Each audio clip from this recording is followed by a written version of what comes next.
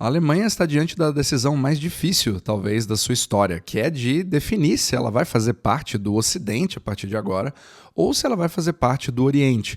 Na verdade, ela tem um papel crucial dentro de um continente como a Europa, que está totalmente sem rumo na questão estratégica e econômica, e hoje a Alemanha, que deveria ser a locomotiva desse continente, acaba estando completamente perdido. Então, não somente a Alemanha fez um péssimo trabalho com a Rússia em relação a como ela acabou lidando com toda essa questão durante o conflito da Ucrânia e a parte energética, né? Então os alemães sofreram muito com custos energéticos que chegaram a triplicar. Eu mesmo tenho família lá, e os custos acabaram quase quadruplicando na região deles, então afetou bastante a população, e agora a Alemanha está tentando meio que consertar isso, né, por negociações meio backdoor, né, assim, nos bastidores, para tentar restabelecer algum tipo de bom relacionamento. Mas pior ainda, você tem muitas exportações que acabam passando, dando um bypass em todas as sanções que foram feitas ou obrigadas a serem feitas na questão da ótica, né, de quem defende qual lado, se você está do lado da Rússia ou da Ucrânia,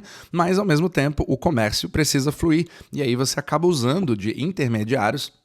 Países como Turcomenistão ou até a própria Grécia, né, vem ajudando de uma forma meio oculta a esse comércio fluir. E isso são sintomas de todo o processo de desglobalização que o mundo vem sofrendo. Então ele vem criando fricção cada vez maior e etapas que deveriam ser desnecessárias no processo antes colaborativo da globalização e que agora acaba fluindo de uma forma completamente diferente. E isso é bastante inflacionário para todos os envolvidos, né? Isso cria mais problemas, isso tira o óleo do motor, digamos assim, se você pensa na macroeconomia como um motor, né?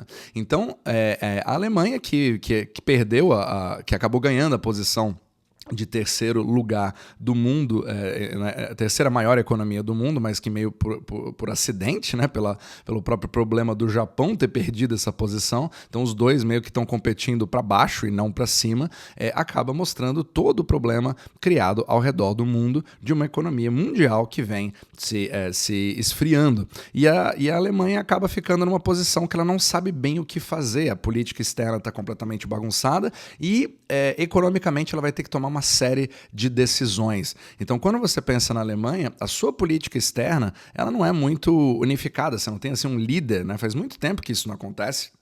Até uma análise do Michael Ivory, né, do Rabobank, ele fala isso muito bem. Desde Bismarck, talvez, a Alemanha não tenha tido nenhum tipo de liderança ou alguma coisa por vontade própria, né? Sempre você está ali preso ao bloco europeu.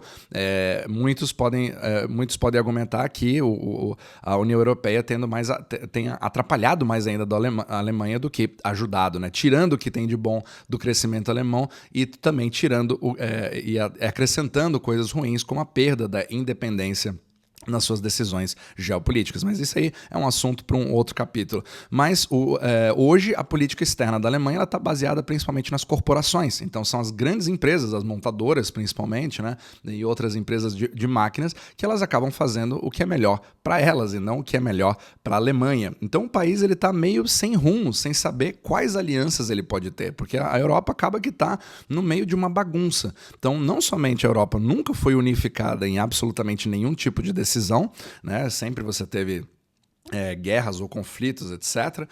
Mas você tem 3 tipos de pensamento, né, segundo o Michael Ivory, em relação ao que está acontecendo hoje na Europa. Primeiro, você tem o leste europeu. Esses países que hoje estão mais próximos dos Estados Unidos, da Rússia, eles estão totalmente pró-Estados Unidos. Então são aliados firmes dos Estados Unidos. Inclusive a própria Polônia, parece que ela disponibilizou território para alocação de bases militares americanas, então ela está disposta a cooperar com os Estados Unidos para qualquer tipo de frente para defender a sua soberania. Por outro lado, você tem a França, que também tem vários outros problemas em seu próprio território, só que com aquele pensamento napoleônico, né? Então ela está pensando nela mesma e querendo que ela seja líder da Europa e que a Europa acompanhe o pensamento francês. Então está meio também perdido no seu próprio lado, digamos assim. E a Alemanha acaba, nesse fogo cruzado, tudo que ela tenta fazer é continuar vendendo carros, porque isso é o que ela realmente sabe fazer, né? Então, claro que é uma brincadeira aqui, Mas é mais ou menos o pensamento, porque são as grandes corporações alemãs que acabam definindo o que o país vai fazer. Então o dinheiro acaba mandando, mesmo que a Alemanha tente criar uma imagem de boazinha, de fazer uma transição verde, de ser um país que está seguindo politicamente correto, mas algo que se reclama muito dos Estados Unidos, onde as corporações também mandam, né? Você pode argumentar a mesma coisa para os Estados Unidos, mas acontece exatamente da mesma forma na Alemanha. Só que a Alemanha está passando por um processo de desindustrialização fortíssimo, né? Inclusive com um problema demográfico. Agora, fica aquela questão, num momento onde você tem uma desglobalização, você se volta para você mesmo. Então é como se fosse uma continuação daquele último capítulo que eu fiz. Então fica a pergunta do que a Alemanha vai fazer. Será que ela vai tentar proteger a indústria? Então, por exemplo, uma Volkswagen, né, uma Audi, uma BMW, Mercedes, será que ela vai tentar proteger essa indústria para manter os seus empregos? Ou será que eles estão se juntando cada vez mais aos chineses, né? Então, a Alemanha, ela vem mostrando uma aproximação cada vez maior com os chineses, quando os seus países vizinhos acabam fazendo um movimento contrário. É como se eles estivessem, né, na visão deles, errando novamente, da mesma forma que eles fizeram com a Rússia, escolhendo, tendo péssimas escolhas, pelo menos historicamente falando, em relação às suas próprias alianças. Agora, não se trata do que é melhor para o povo alemão, se trata para o que é melhor para as corporações, para que isso acabe tendo uma eficiência maior.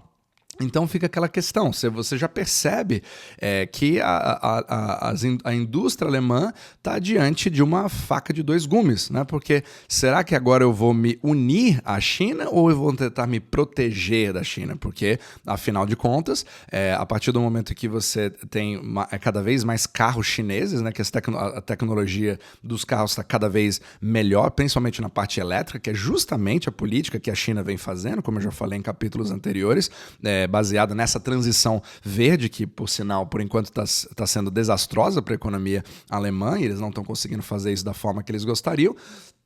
Você tem uma inundação de carros chineses na própria Alemanha, né? E além disso, você já começa a ter as primeiras parcerias entre empresas alemãs e empresas chinesas. Então você teve uma parceria entre a Mercedes e a BYD para fazer um próprio modelo. Você teve a parceria entre a Volkswagen e a XPeng, né, para fazer também o seu próprio carro. E a BMW também, pensando em várias formas de poder cooperar. Então, só que aí vem aquela questão. A Alemanha sempre foi conhecida pelos seus bons carros e nos Estados Unidos, principalmente, a demanda por carros alemães é gigantesca, junto com os carros japoneses. Fica a pergunta, se você tem um país que hoje já é bastante protecionista em relação a carros chineses, mesmo num governo Biden, por exemplo, você não vê nenhum carro chinês aqui nos Estados Unidos, né? Eles não têm, literalmente, demanda por isso. Você tem uma ojeriza, digamos assim, do público americano, então a penetração é praticamente zero. O que vai acontecer quando você tem um mercado que prefere carros alemães, mas começa a ver que eles estão sendo, entre aspas, na visão dos americanos, contaminados por tecnologia chinesa? Será que eles vão conseguir entrar no mercado americano novamente? Ou será que eles vão perder, talvez, uma das suas maiores vacas leiteiras nas exportações alemãs para os Estados Unidos?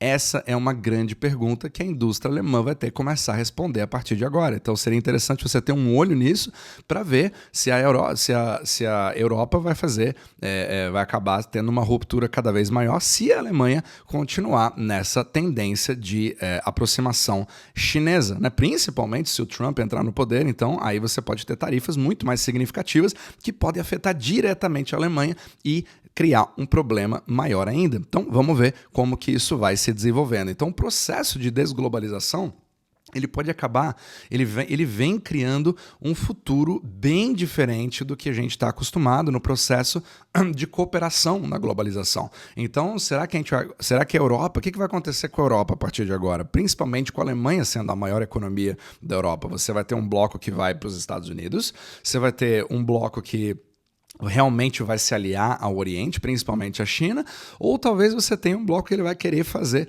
o seu próprio jogo geopolítico e econômico, criando uma terceira via.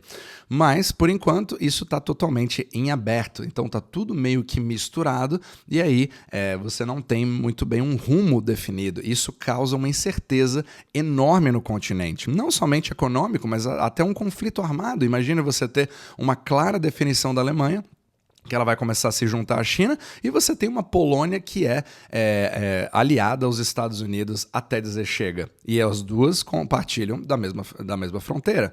Então isso pode criar uma série de novas implicações num continente que já está sofrendo todos os problemas em relação ao conflito da Rússia com a Ucrânia.